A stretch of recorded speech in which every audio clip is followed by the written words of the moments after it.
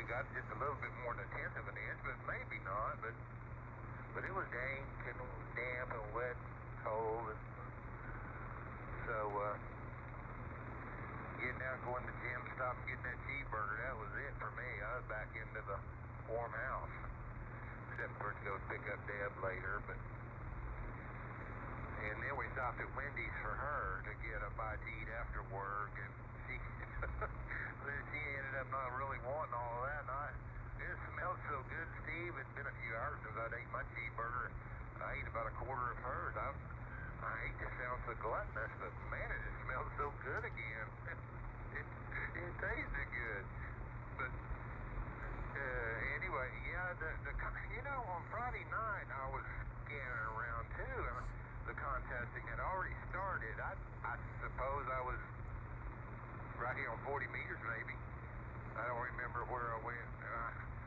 Contesting already started here Friday evening. Maybe that's the way it goes. I don't remember. I just remember used to hearing every weekend contesting. And now, I'm like you. I'm not into that. But if they're foreign stations, I guess it's fun to see if you can reach a distant station, get a report there. But yeah, that's just. So that signal right there at 7224, and then there's a faint one right here also at 72535-ish. Yep. This guy here is in Arlington. I've looked up his call sign already, but so yeah, we're below 14 megahertz right now. So we're in lower sideband mode, which is what this is right here. USB is upper sideband. You use that for anything above 14 megahertz. That automatically puts your bandwidth to 2700 kilohertz, which is about right. You can kind of fine tune where you're listening up here. And see, when you're off frequency, you get cartoon character voices. And you can also fine tune by putting your mouse right here and click to bring it up. Now you can adjust your visual gain by right clicking in this area right here and pulling up or down. And you can increase the size of it by scroll wheeling up or down.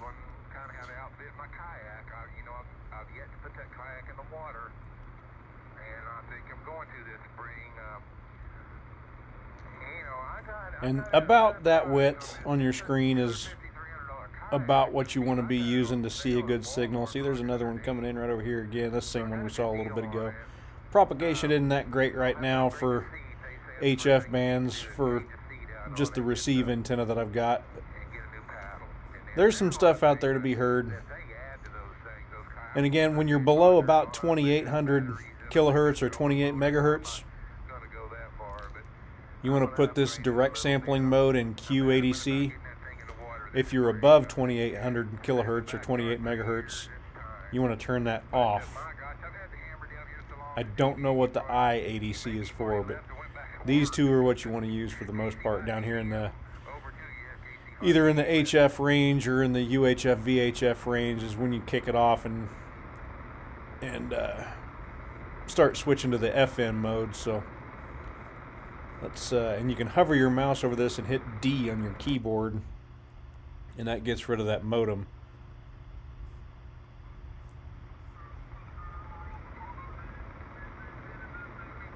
Can't hear that guy very well. Anyway, so say you want to come up to the UHF VHF area, we'll go ahead and turn this off, and you can go ahead and add digits here to take you up into the 140 is 140 to 148, or 144 to 148 is your UHF VHF range. And you can again scroll wheel to decrease your size. I've got a lot of interference that comes from my DisplayPort cables on my work laptop monitors. That's what that stuff is right there that's spiking up. And it happens up in the 440 range too. So not everything that you see here is an actual signal to be heard.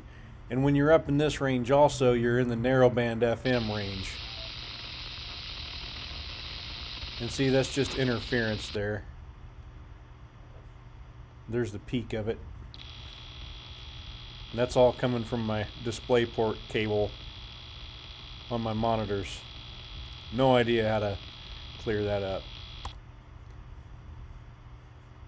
But also, so VHF, UHF, you're going to be in narrowband FM. If you're in the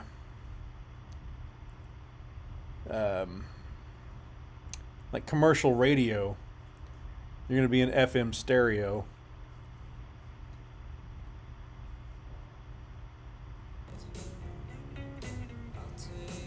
Votes in our poll this morning, as did Sugar And again, you can press D to delete that modem.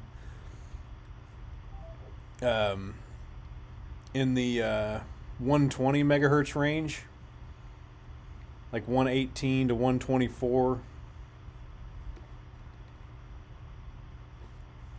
you can switch to AM mode, and that's where your air bands are at. I know I've got some AM stuff at 124.6 right there.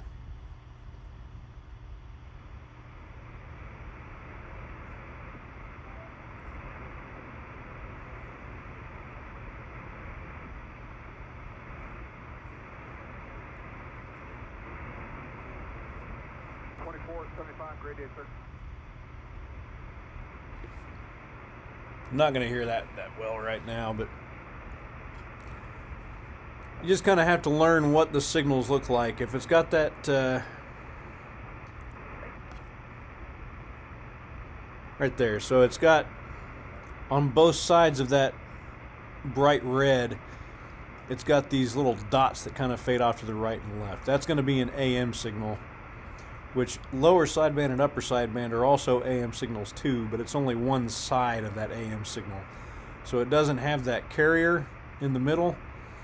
If it's lower sideband, it doesn't have the fluttery stuff off to the right. If it's upper sideband, it doesn't have that fluttery stuff off to the left. And that's what down here in the, again, I'm going to switch back down to below 14 megahertz again. Put it in QADC mode. I'm going to open up a 40 meter session, which is where we were at a little bit ago. And of course there's nothing going on right here, but that stuff that we saw earlier in lower sideband, it was all that fluttery stuff, but it didn't have that carrier signal. So that was, I knew that was either lower sideband or upper sideband, and I know it's lower sideband because I'm below 14 megahertz.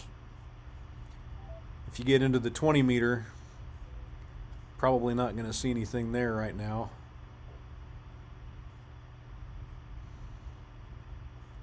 But see, it's above 14 megahertz. So I would be in upper sideband mode. There's something right there.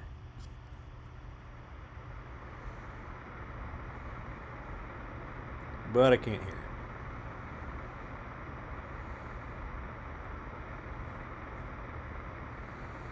And again, a lot of this stuff, decrease my visual gain a little bit.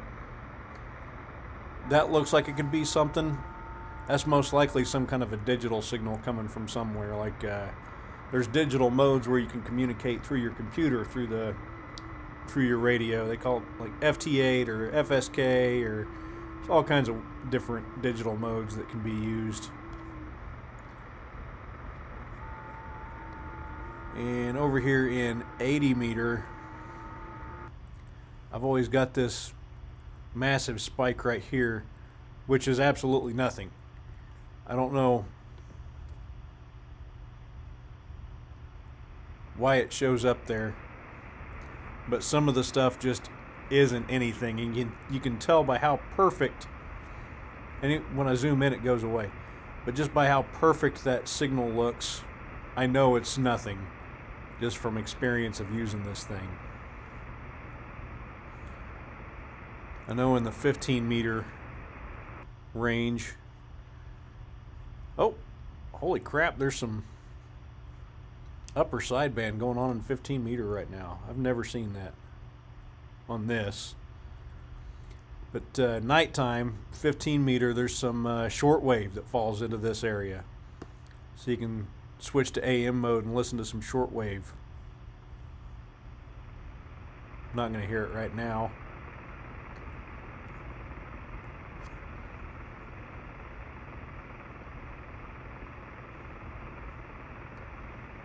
.10 meter, I think, usually has some shortwave pretty close to that. Might be shortwave right there.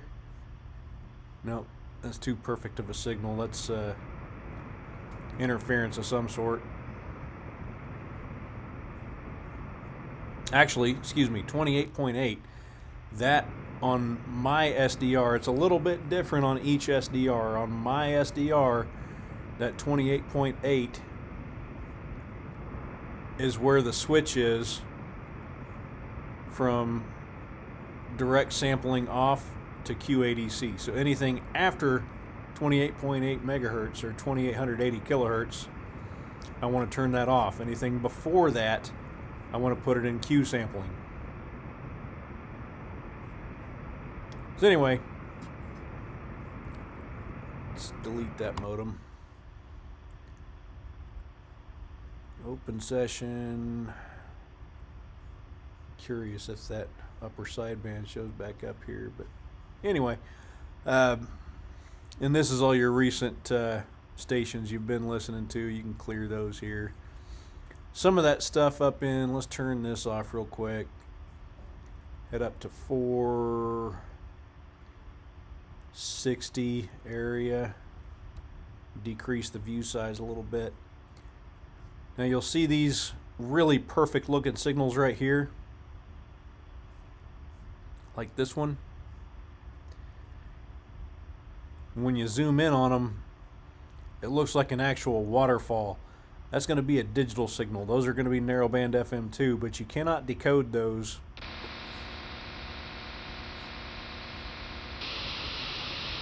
See what that sounds like in comparison to static.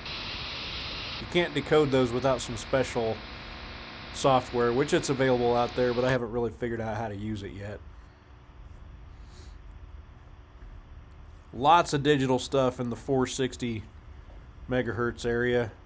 That's where all your commercial bands are at.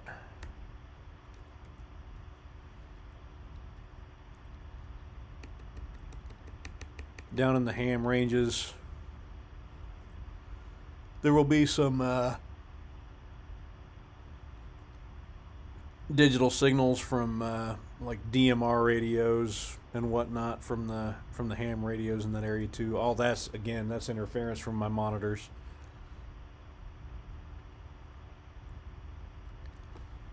I was hoping to find an FM voice signal.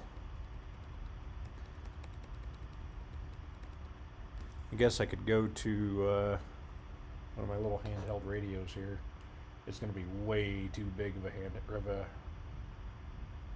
signal, but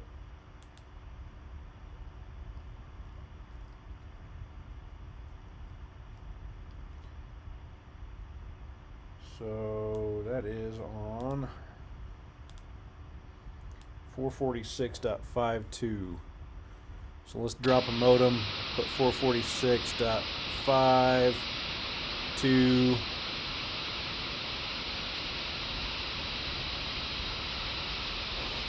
Test, test, test. 1, 2, 3. Kilo India 5, Romeo Hotel Lima.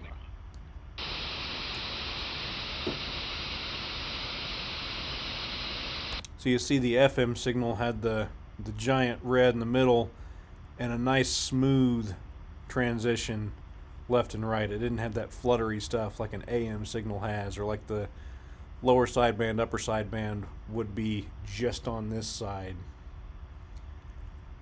So after you play with it a little bit, you figure out what each kind of signal looks like, and depending on where you're at on the frequency range, whether or not you need lower sideband, upper sideband, AM, or narrowband FM, or even, like I said, if you're going to listen to music, you can put it on FM stereo.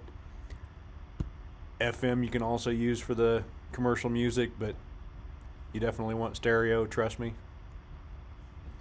Other than that, if you have any questions, feel free to shout out.